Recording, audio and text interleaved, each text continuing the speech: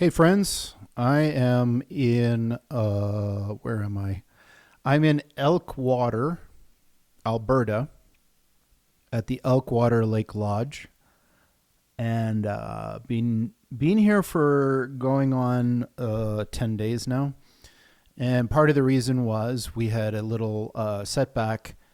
The van had some mechanical trouble, and we needed to get it fixed, and it ended up taking 4 days out of the walking thing. So I'm a little bit behind where I thought I would be, but yesterday had a significant milestone where we crossed into Saskatchewan. So that's interesting. We walked to Saskatchewan. Okay, so we just crossed over into Saskatchewan, and maybe Kelly, if you could just show the fans the wonderful panorama of fields of whatever. This is our introduction to Saskatchewan. There is not a lot out here except fields. There aren't even any cows or anything. It's just empty. It's really quiet. Also, there's not even any bugs. It's like after we crossed the line, like everything just there was nothing. Like let's just listen. Like there's a couple birds and some crickets, but it's nothing like. Anyway, so we're gonna dump some stuff. So we'll do that part. Okay, ready? So we're gonna just dump some stuff on the road. There we go. Because we're gonna do this every time we cross a border. And I'm also going to plant some of these seeds that one of my friends gave me. I'm gonna make sure that we do the right ones because she gave me a bunch of different kinds. Southern Prairies blend. That sounds right, doesn't it? Southern Prairies. It's good. You get that? Okay, so we're going to do Southern Prairies blend because this is Southern Prairies, I think. And, we're supposed to be right next to the highest point in Saskatchewan, but I can't find any signs or anything. So we're going to try to look for them with the drone. That's private land, so technically we're not supposed to go. And I think it's over here somewhere. So we're going to fly the drone over and see if we can find the sign. Okay, here we go. Hopefully these will grow into something. Yay. All right. Good. And Kelly got me this nice trophy to celebrate my idiocy. And she also got this cool first place medal. I don't know exactly who I'm competing with, but look, it says Tofino to Consul. We're not quite at Consul yet, but Consul is our next stop. And I don't know specifically what the mileage is. She was guessing it was 1,650 kilometers, and it's probably something like that. I'll try to figure it out later. But isn't that nice? I had some pictures taken with it at the Saskatchewan border. Which, by the way, the place where we crossed into Saskatchewan is immediately adjacent to the highest point in Saskatchewan, which is give or take about 1,400 meters. And here's a fun fact that's going to blow your mind. The highest point in Saskatchewan is more than twice as high as the highest point in Ontario. See, I thought Saskatchewan was all flat and lowlands, but it's actually quite high in some places. And the place that we crossed over into, which is the highest point in Saskatchewan, which you can find on Google Maps, it's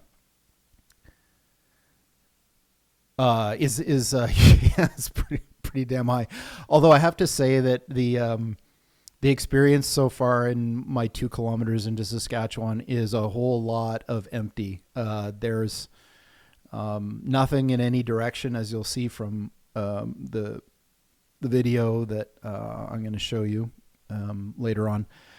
But yeah, it's been an interesting last couple weeks. So we started this the ground covered in this episode in Foremost, and walked east on Highway 61 and past a couple interesting places. One of the, I don't know why I find this so interesting, but there's a lot of these kind of community cemeteries along the way, and in this part of the world, the initial European settlers of this area first came here not so long ago, only maybe 150 years ago. And a lot of these cemeteries are have a lot of the original settlers in them. And you can just see by the the types of people who are buried there, how different life was back then. There's an awful lot of infants, an awful lot of people died young. There weren't a lot of old people. The earliest birthday that I saw in any of these along there was in the Nemaskam Cemetery, which was near the beginning of this last couple weeks, and this person was born in 1850. So it's not that long ago, but this part of the world, at least from the perspective of European settlers, has only been settled relatively recently. So the 61 that I'm walking on at the beginning is also called the Redcoat Trail, and it has some history. The desire to bring law and order to this part of the world was pretty high back in the early days, and so they sent a bunch of folks along this trail to bring law and order to the region. And I'm more or less following that, but going in the other direction. From where they came from, I'm going east. They were coming west. I passed through a couple small towns. Most of them are very small, maybe verging on being ghost towns. Exicom and... This is Exicom. It's got two churches. That's one of them. But I don't think that it's got much of anything else. I don't think it has a school or a store or anything. Oh, but it does have the largest windmill museum in Canada, apparently. Somewhere back there. And Orion as I headed east.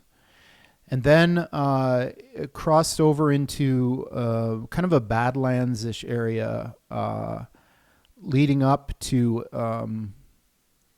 Highway 41 through the trails. So a lot of the trails that we've been following are dirt roads, township roads, and range roads. And that's partly the reason why the van broke down. The long story short, there was a rock got caught inside one of the wheel mechanisms, and it sounded a lot worse than it was. It was quite grindy and noisy. It sounded like a constant metal screech, but I think at the end of the day, it wasn't that big of a deal. Anyway, came through on Wildcat Trail and Eagle Butte Road, Thelma Road, and then crossed over into still going east on the Township Roads into Saskatchewan, near the Saskatchewan's highest point, if you want to look at it in Google Maps. So it's been quite isolated and remote. Oh, but by the way, the last couple weeks I've climbed about 600 meters. So, I thought that the prairies were supposed to be flat, but it's kind of a little bit of a throwback to the going through BC. I think that the climbing is done now, and in Saskatchewan, it's basically due east now, and more or less downhill the whole way. Funny, from the point where I left to the point where we're going to cross over into Manitoba, it's exactly 666 kilometers across Saskatchewan. So make of that what you will.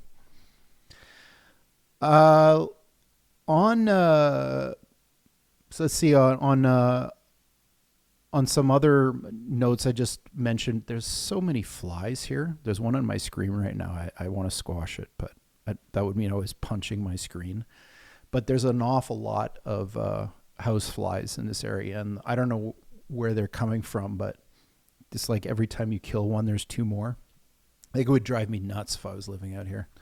Anyhow, the bugs haven't been too bad out on the road.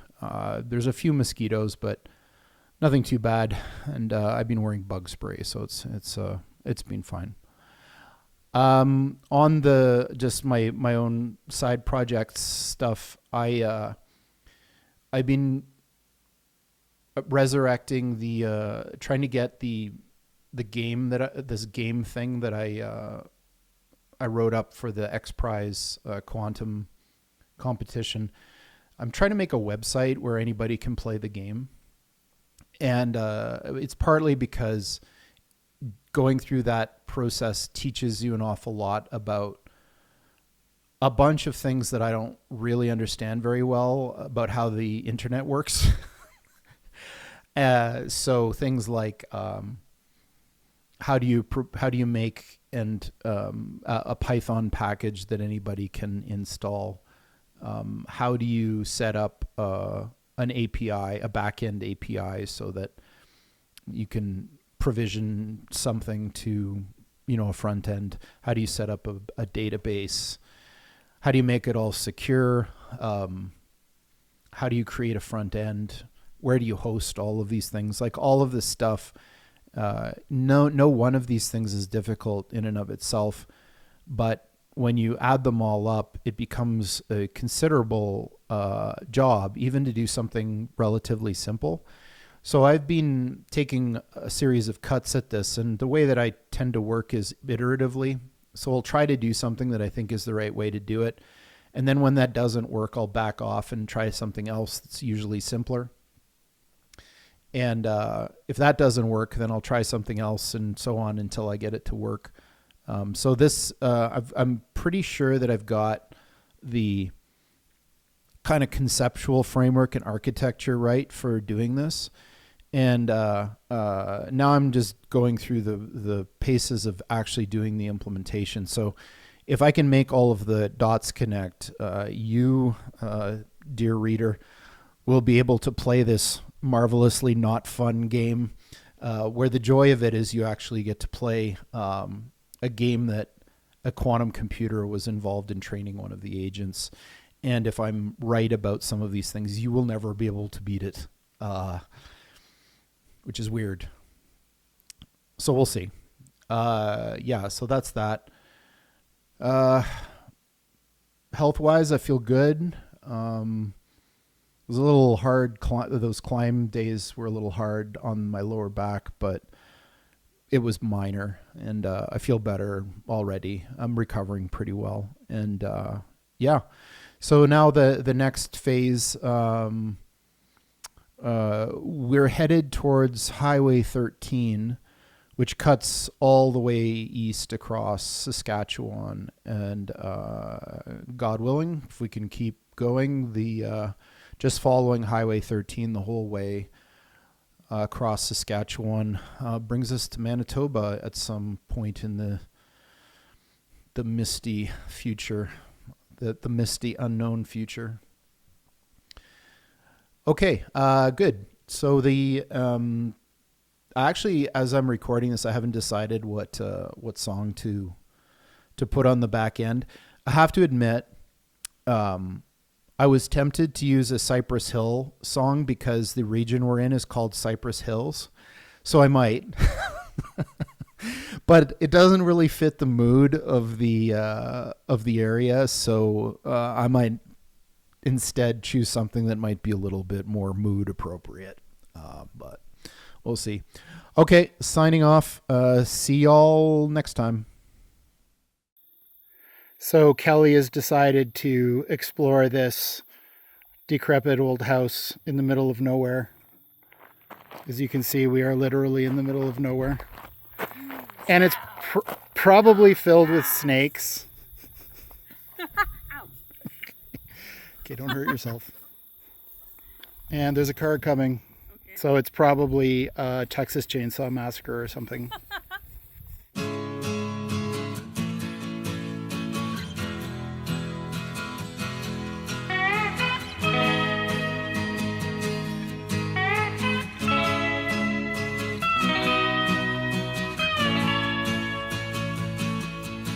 Well, I tried to make it Sunday, but I got so damn depressed that I set my sights on Monday and I got myself undressed. I ain't ready for the altar, but I do agree there's times when a woman sure can be a friend of mine. Well, I keep on thinking about you, sister golden hair surprise, and I just can't live without you. Can't you see it in my eyes? I've been one poor correspondent, and I've been too hard to find, but it doesn't mean you ain't been on my mind. Will you meet me in the middle? Will you meet me in the air? Will you love me just a little, just enough to show you care? Well, I tried to fake it, I don't mind saying I just can't make it.